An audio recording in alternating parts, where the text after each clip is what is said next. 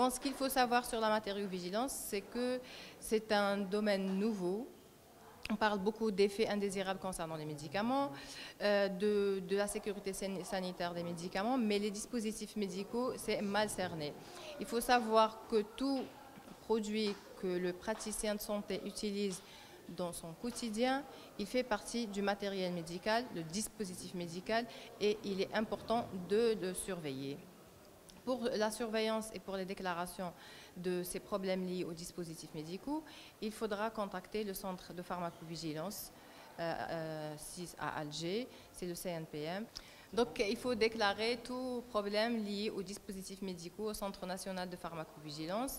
Mais comme on est aussi à l'Oranie, il faut savoir qu'il existe un service de pharmacovigilance où vous pourrez prendre aussi attache avec eux pour toute réclamation ou toute déclaration de problème.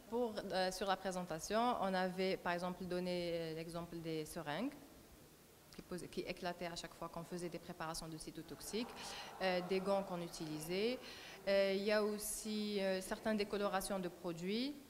Pour vous donner juste une idée précise, par exemple les draps utilisés en chirurgie, ils ont aussi posé récemment des problèmes chez les patients, donc ils sont à déclarer. Si vous utilisez un appareil avec un logiciel informatique, s'il y a des bugs, il faut aussi les déclarer. Donc tout ce que le praticien de santé peut utiliser dans son quotidien, il peut le déclarer. Pour les déclarations, il faut savoir que le centre de pharmacovigilance, il dispose de beaucoup de moyens. Bon, il y a les fiches de déclaration qui sont téléchargeables sur le site. Il y a un site internet où vous pouvez faire la déclaration directement sur des cases dédiées à ça. Il y a aussi une application, le Vigimed Z, qui est téléchargeable sur le Play Store.